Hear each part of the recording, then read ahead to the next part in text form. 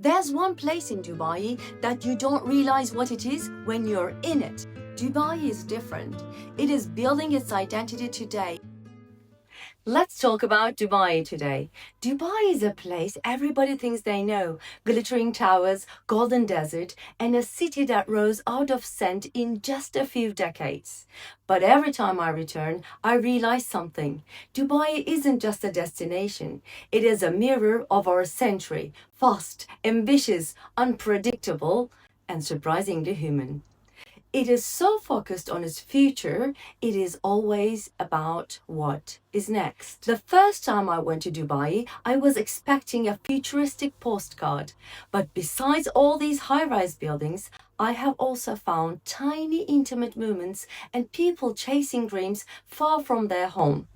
My first memory of Dubai was Andre Agassi and all-time gentleman Roger Federer playing tennis on the Burj Al Arab's helipad. Search it. And yes, I'm 30 years old. That match became one of the most watched videos in the history of the sport. It is also the moment Dubai became an icon. Dubai grew faster than any city in modern history. In the 1960s, it was just a small port town. Today, it's a global hub where more than 200 nationalities live together. This is not just urban development, it's a social experiment on speed, identity, and ambition, and we get to watch it live. It keeps on evolving so fast that buildings that felt new in the 2000s are now considered outdated. Dubai doesn't age, it evolves into modernity.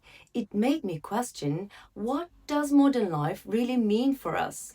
The answer to that question might be in the book Technopoly, written by Neil Postman.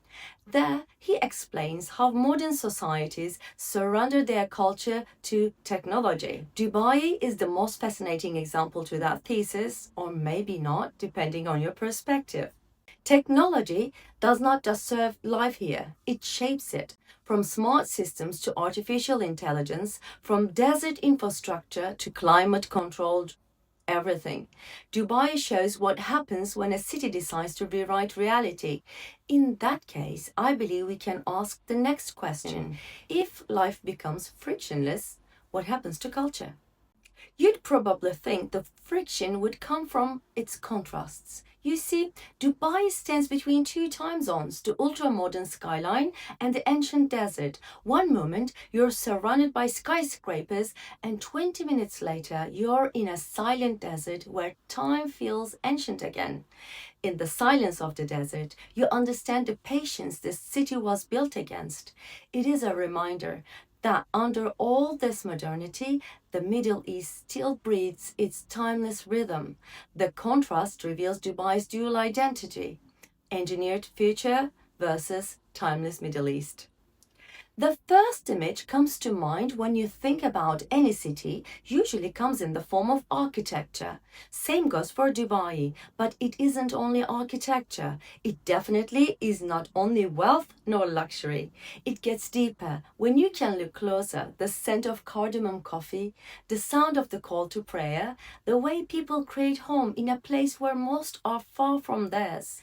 This emotional layer is rarely talked about, but it is the reality of Dubai. It is a city that feels intimate despite its scale. When you understand that, you realize what you think as friction or contrast creates the soul of the city. Understanding Dubai through culture, contrast, and identity goes through experimenting like the locals do and see some of these places at least. Museum of the Future opened in 2022. Museums that we're used to seeing consist of the past. It is not a museum of objects nor history. It is a symbol of Dubai's vision to design tomorrow. This is the Museum of Possibility. As Jean Baudrillard wrote, we no longer seek reality, but its perfect simulation. Perhaps what we see here isn't the future, but the most polished version of the present. Going on with Baudrillard's consumer society, it isn't just about what we buy, it's about what we become. Inside, artificial intelligence, sustainability, and human potential blend into a sensory experience more than a museum. It is a mediation on progress itself. It is to understand how Dubai imagines tomorrow, where ethics, innovation, and identity intersect. It explores imagined future, climate, ethics, and identity. It is a question more than a building. Dubai frame rises 150 meters high, a monumental frame of time. On one side lies old Dubai's modest skyline, on the other, the vertical rhythm of the new. Stand in the middle, and you don't just see a view, you see an idea, to look not through time, but between times. It is a place that represents a vision. Below tells the story of the past. Above projects the future, and the glass bridge between them traces the delicate line of the present. The frame is a symbolic gateway between old and new, a literal frame between two Dubais, a metaphor for a city captured between memory and ambition. According to Wikipedia, digital art is artistic work that uses digital technology as part of the creative or presentational process. At Arte Museum Dubai, light, sound, and motion merge with human senses, redefining the boundaries of digital art.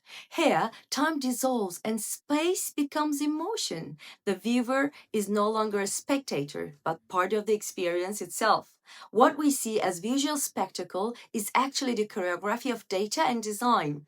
Art in Dubai is no longer something we simply view. It's something we feel. Dubai's digital transformation connects architecture, art, and infrastructure, making people not passive users but living sensors of the city. Here in Arte Museum, the immersive digital art is blending light, sound, and movement. It is a symbol of Dubai's digital aesthetic and sensory storytelling.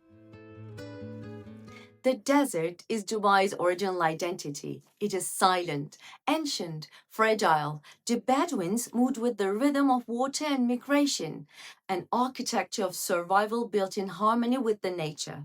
Each tent faced the wind. The camel was not only means of transportation, but the symbol of continuity. Today, this wisdom lives on in the Bedouin camps, part of the desert's cultural legacy. After a safari, shared meals and stories are not just tourism, they're a reminder that coexistence with the nature is the real luxury. Don't forget, the desert is a living ecosystem, and please choose ethical, low-impact tools. Burj Khalifa is more than the world's tallest tower. It is a monument of vertical imagination. It is a symbol of human ambition, a reminder that Dubai is a city thinking upward. At the top, 555 meters, even the wind has its own tone. Beyond being the tallest, this tower is a manifesto of precision and will. Each level measures not concrete, but determination, a skyline symbol that redefines what limitless means. In Dubai, sunlight has an impact of an unspoken language. It shapes the way of life so deeply. Reflection and colors translate the city's pulse onto the human body. There's a place where you can open a window into Dubai's cultural memory, a place where you are away from those skyscrapers and the hectic timeline of the city, a place that welcomes you with the traditional Gulf architecture, wind towers, heritage alleys. Dubai's cultural memory flows here at Seef, feels older than the skyline. It is where slow travel is understood and appreciated.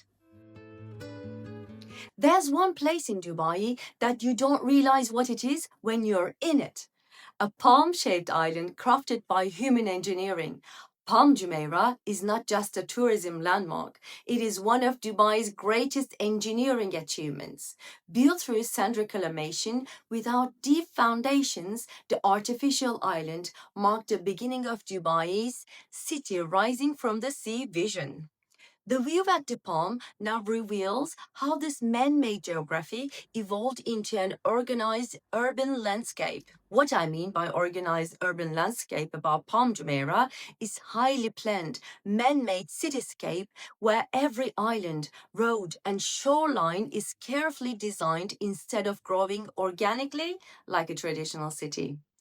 Every new project aims to deliver not only architecture but also experience. That may be Dubai's real aim, trying to build emotions as carefully as its skyline. Once a tourism icon, today also part of the daily life. That also raises the question about how far are humans willing to go to reshape the nature. Eye in Dubai is a showcase of Dubai's appetite for spectacle. This is the world's largest observation wheel. Each cabin is a place to pause and observe the city's rhythm, blending engineering precision with aesthetic balance. Its true impact lies not in height, but in vision. Bluewaters Island represents Dubai's pursuit of human-scale experience, the technical term to describe spaces where individuals can connect with the city, even within monumental design, walkable distances, comfortable proportions, and places where you can actually feel the city at eye level. It captures Dubai's design philosophy. Greatness only makes sense when balanced. Dubai can feel overwhelming if you rush it, but if you can slow it down, it shows you its true colors. A quiet morning coffee, walking the marina at blue hour, watching the desert change color at sunset, reading a book by the window in your hotel. These are the moments that balance city's intensity. These are the moments when you slow down your breath and stop to feel the city you're visiting and collecting memories. Cities like Paris or Istanbul or Cairo carry centuries of memory. Dubai is different. It's building its identity today, in real time, in front of our eyes. It is almost a human-scale experiment. And perhaps that's what makes it fascinating. It is a city asking the same question many of us ask privately. Who am I becoming?